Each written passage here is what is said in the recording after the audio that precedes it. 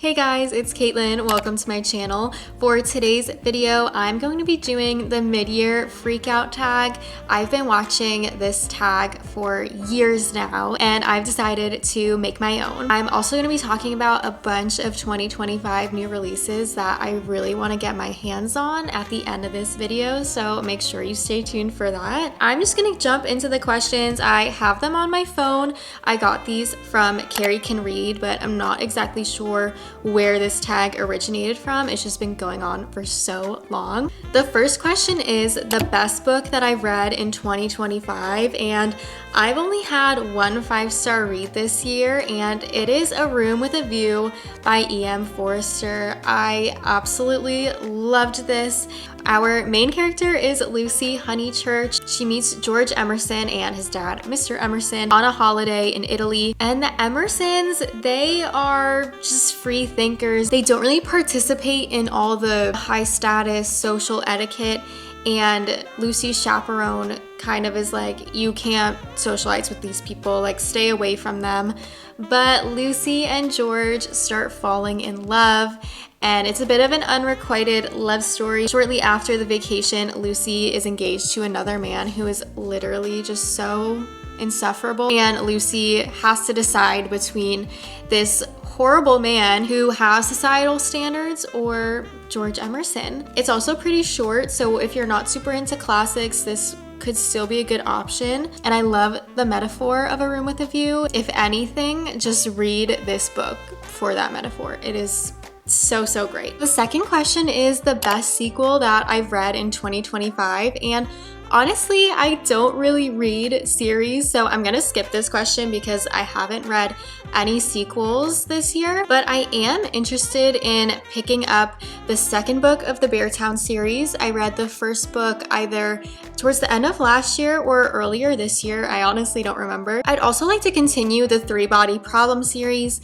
That was the first book that I read this year, and I really enjoyed it. So those are two sequels that I might pick up soon, but I'm not exactly sure when I'll get to them and if it'll be this year. The third question is a new release that I haven't read yet, but that I want to. Probably at the top of my list is My Friends by Frederick Bachman. This book in particular by him really interests me. It's about a painting of three friends. I think the main character gets her hands on a print of this painting, or the actual painting, I'm not sure, and then she travels to the place where it was painted or originated from. It also has a lot to do with water and just being outside. The picture itself is by a lake, so I've really just been into books that have to deal with water, the ocean. We'll get into that a bit later, but that's definitely a book that I really want to read. The fourth question is my most anticipated read for the rest of 2025. So I didn't want to pick My Friends again, and one book that just came out that I really want to read is Atmosphere by Taylor Jenkins Reid. Taylor Jenkins Reid is not a favorite author of mine. I think her writing is good.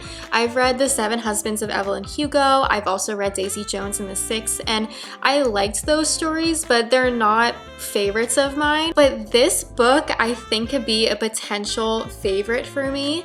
It's about this woman. She is, I think, a physics professor at Rice University, and NASA actually starts opening applications for the first women astronauts. The main character, I can't remember her name, but she applies to the program and she's accepted. From there, we meet all the other women astronauts that have been selected. There's some type of love story. There's also a lot about female friendship in this book. I just think I would really enjoy it because I've also been enjoying a lot of sci-fi this year. So that's probably my most anticipated book for the second half of this year. My biggest disappointment for 2025 is actually something that I just read.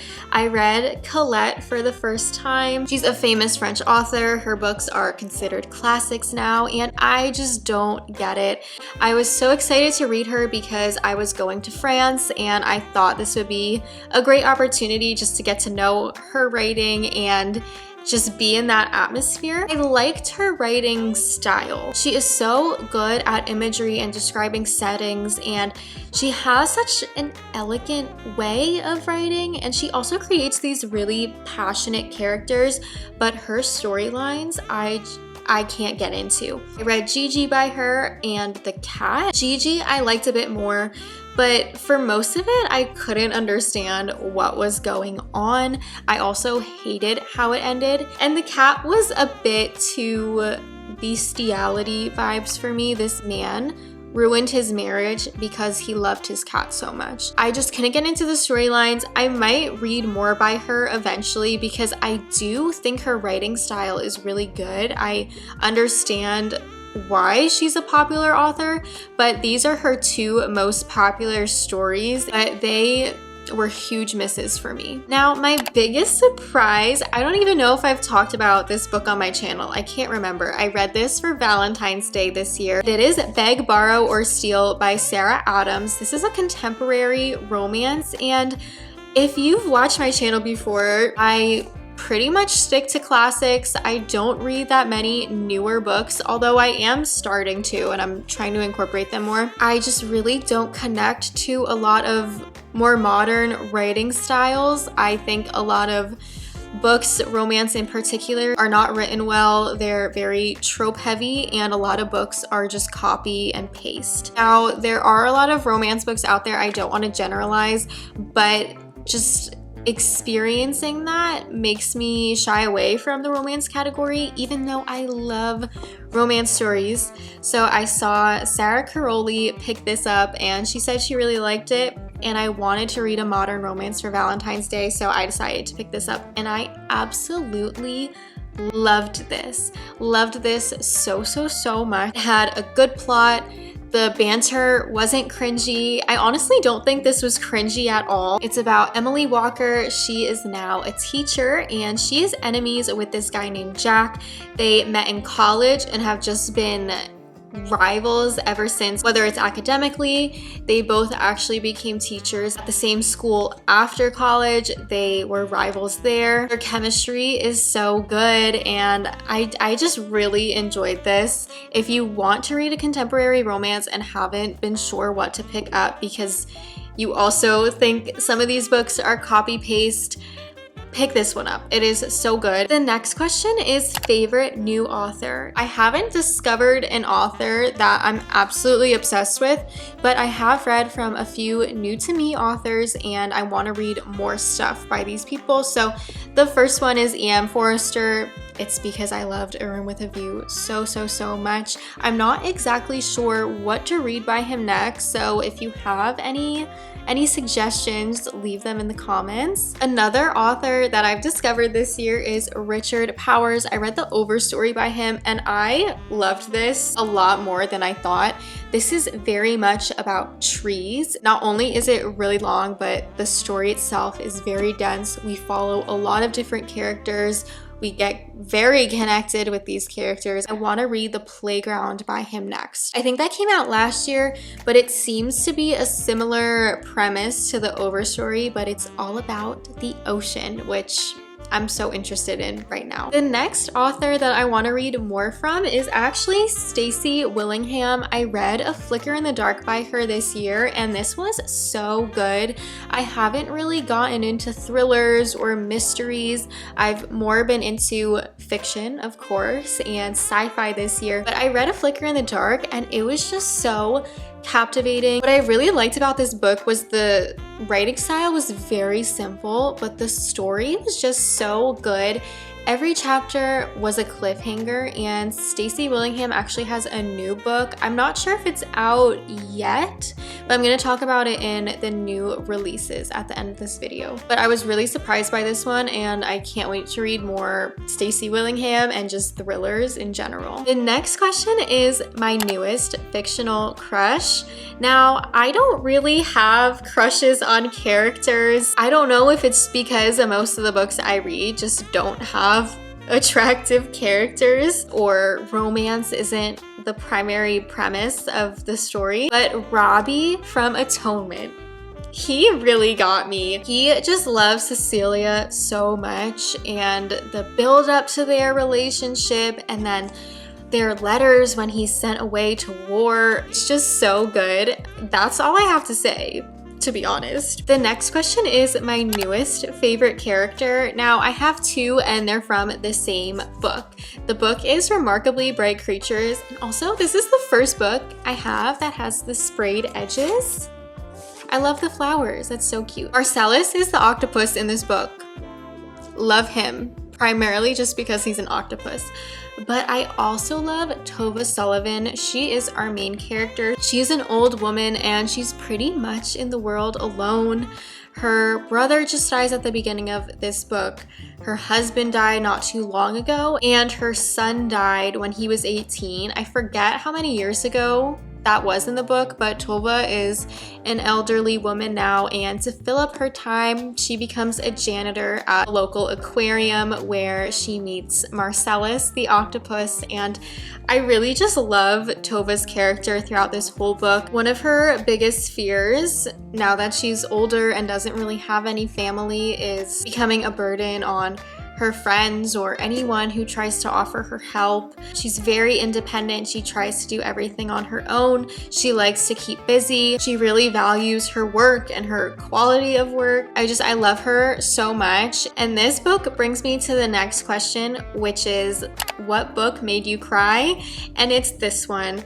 I don't really cry a lot at books, but this one, I was sobbing. Like, I can't remember the last time I cried that hard, like sobbing while I was reading this book. And for a minute, I didn't think I would be able to finish it because it was just breaking my heart. But the story does end on a good note. I just became so attached to Marcellus and Tova and their connection, and how Marcellus just helps Tova and Cameron connect. This book really got me. I don't know if other people are sobbing at this book, but when it comes to animals, I get emotional. The next question is a book that made me happy, and I was kind of struggling to pick something from my shelves because I really haven't been like all giddy, happy, smiling at a book. But then I was thinking about it, and The Possessed by Witold Gombrowicz really just made me happy. The first reason this made me happy is because it's a Fitzcarraldo edition, and I've wanted one of these for so long, particularly The Possessed, so I was just happy to have it. But then reading it, I just loved everything this was about. So this is a Polish Gothic novel, and it just had so many great quirky things. I pretty much love anything written in Eastern Europe. I don't know why, I just connect with it so much. I think these stories are so bleak, but also full of hope, and they have such great humor, and this is no exception. I remember smiling throughout this book and just feeling so happy that I finally got to read this, and it was living up to my expectations. A lot of the themes in this book aren't happy. It's filled with a lot of delirious characters, things that don't make sense, creepy floating towels. If you like Gothic novels and want something a bit more funny and non-traditional, this is perfect for you. The next question is the most beautiful book that I bought this year. Hands down, Intermezzo by Sally Rooney. I just read this actually. I really liked it, and I just can't get enough of this cover. It is just so stunning and beautiful. I was so happy I was able to get this UK edition. When I was in France, I actually saw the paperback there and I kind of wanted to get it, but I didn't need it. I think this hardback is beautiful enough. The last question is, what books do you need to read by the end of the year?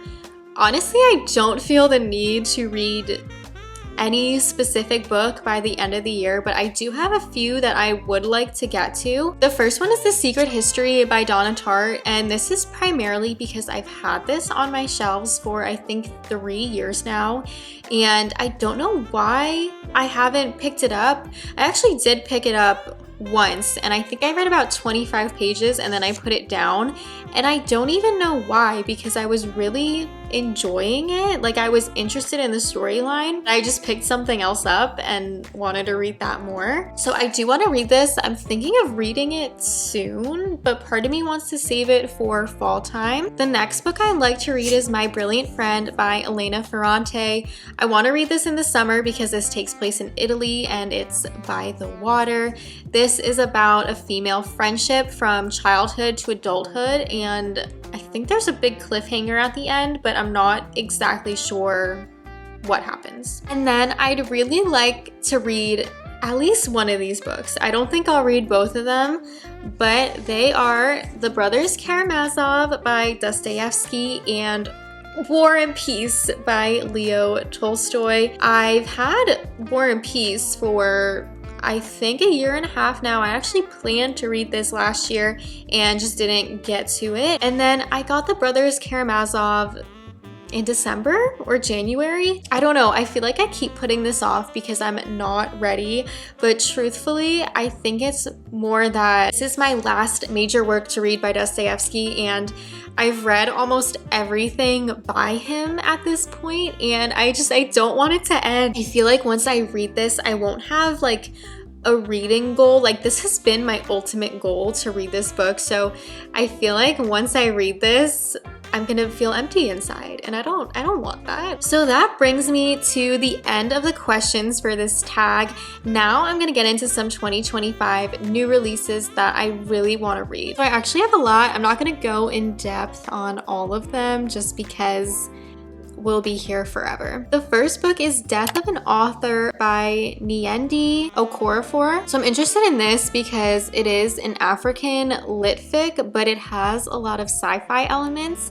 And this author has previously, I think, only written and published sci-fi. So I feel like that could be a good fit for me. Next is something that sounds so cool. I was just scrolling on Goodreads when I saw this. It's Jane Austen's Bookshelf, a rare book collector's quest to find the women writers who shaped a legend. The author for this book went really in depth trying to research the authors that Jane Austen read and bring them into the literary canon. And also, I think she talks about why they're not talked about that much. And as someone who loves classics and classic authors, I think this would be so interesting to read. So this is high up on my want to read list. The next book is also already out. It is Dream Count by Chimamanda Ngozi Adichie. But I've been wanting to read this author for a while. She also wrote and published Americana, and I really just want to discover more authors and more women authors, and I thought this would be a good one for me to try out. Next is the Facebook memoir. This is Careless People by Sarah Wynne Williams. I feel like everyone in like real life, if that makes sense, is reading this right now, and I kind of just want to see what this is about. I don't really read nonfiction, I don't read memoirs, but I do work in a corporate setting, so I feel like this could be an interesting read. I don't know. A lot of people are talking about it, and I just kind of want to see what it's about. The next book is a collection of short stories. This is called Heartlamp Selected Stories, and it's by Banu Mushtaq and translated by Deepa Bhasthi. This was published on April 8th, and this just won the International Booker Prize. So that's a big reason why I want to read it. It also takes place in southern India, and I really haven't read anything from that part of the world, so I thought this could be a good introduction to that part of the world. The next is a fantasy. This is The Amalfi Curse by Sarah Penner. This came out in April, and this just seems like a fun fantasy book, another genre that I kind of want to get into. And this one is interesting to me because it's about witchcraft and the ocean, which I'm obsessed with the ocean. I'm obsessed with the sea. I don't know why. I'm kind of fixated on this setting right now, but I saw this book and I thought I need to read this. Next is My Friends by Frederick Bachman, which I already talked about, and this is out already as well. This was published on May 6th. Another book I already talked about is Atmosphere by Taylor Jenkins Reid. This came out on June 3rd. The next book is With a Vengeance by Riley Sager. She is a popular thriller writer. This came out on June 10th, and this interests me because it takes place on a train, and I do travel a decent amount. I take trains a lot. In this one, our main character kind of invites and gathers all of her enemies, everyone who wronged her, onto this train, and she wants to confront all of them and like get them to confess their crimes. I'm not really sure what these crimes are. I don't know if it's like an actual crime or a crime in her mind that they committed against her, but that kind of takes a turn when someone is murdered on that train, and then we, I guess, try to find the murderer, a bit of a whodunit story. So I just thought the premise was really interesting, and I kind of want to read this when I'm on a train, just for scary vibes. This next book also came out on June 10th. It is Bury Our Bones in the Midnight Soil by V.E. Schwab. I have not read anything by V.E. Schwab. I've not read The Invisible Life of Addie LaRue. I think Vicious is another book by that author that's really popular, but I kind of just want to know what they're about. This story also seems interesting because it's a multi-generational story. I think we follow 3 generations of women starting in South America, and then we move to London, and then we get into more present day Boston. So I thought this would be a good way to get to know V.E. Schwab and see if I like this author. Next is another story. This is titled A Far Better Thing by H.G. Perry. This came out on June 17th, and this is a story about fairies. It's supposed to be a cross between A Tale of Two Cities and Jonathan Strange and Mr. Norrell.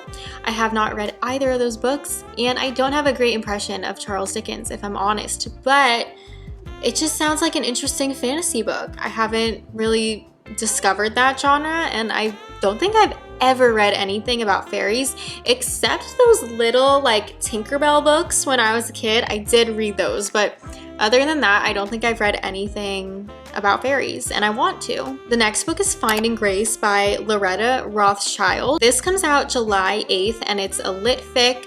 It's about this woman named Chloe, and she wants to have another child, but her husband doesn't want to, and then, I don't know, in the description, it sounds like he does something wrong, like cheats on her or gets another woman pregnant. I'm not exactly sure. And then the 2 women have to kind of, I guess, reconcile or put up with each other because of him. And I think this takes a creepy turn. There's a lot of secrets in this book, a lot of trust issues, and it just seems interesting to me. Next is The Bewitching by Sylvia Moreno Garcia. She wrote Mexican Gothic, which I haven't read, but this one sounds interesting because it's about witches. This is also a multi-generational story. I think there's a lot of horror, creepy elements, and I thought this would be a perfect book for Halloween. This comes out July 15th. Another book about witches, this is A Resistance of Witches by Morgan Ryan. This also comes out on July 15th, and this interested me because it's a historical fiction fantasy. I really haven't read any historical fiction unless you kind of classify Russian lit as historical fiction, but this also has a fantasy element. So it's set during World War II, and it also is about witches. Okay, I'm almost done. This next one just sounds so weird that I feel like I have to read it. This is The Hounding by Zenob Purvis. Also might be butchering that name. This comes out August 5th. It's about 5 sisters, the Mansfield sisters, and they live in England in the 1800s, and their neighbors believe that they are witches and are turning themselves into dogs. It just sounds like a very interesting premise. I think the overarching point is that young girls can't just, you know, be silly, goofy, have fun. If they start acting weird, they're witches and they're turning themselves into dogs. So I'm really excited for this one. I think this could be done really well. I'm hoping it is. It just sounds so silly. Next one is Forget Me Not by Stacey Willingham. I want to read this book because, as I mentioned, I really liked Flicker in the Dark by her. This is also a Southern thriller. I'm excited to read this book. I'm definitely going to try and read it this year. It comes out on August 26th. The last book is Catabasis by R.F. Kuang. I've not read R.F. Kuang. I haven't read Babel or Yellow Face by her. This also comes out on August 26th. R.F. Kuang interests me in particular because her writing seems to actually teach the reader a lot about what she's talking about. That in particular interests me, and I actually see some of the negative reviews of her books are people actually don't like that about her. This story in particular interests me because it's about two academic rivals at Cambridge and they're going to save their professor from hell. This is also a dark academia book. Haven't really gotten into this genre either, considering I haven't read The Sacred History yet, but I thought this could also be a good book to read in the fall. So those are all my anticipated 2025 reads. Thank you so much if you've stayed to the end of this video. I'm sure it's very long at this point. Leave your answers to the tag down below and let me know if you're interested in also reading any of these books in 2025. Let me know if you'd like to see me read any of these and get my reaction. I'd love to make a video of me reading new releases for you guys, which I might just do anyway. But that's it for this video, and I'll see you in the next one.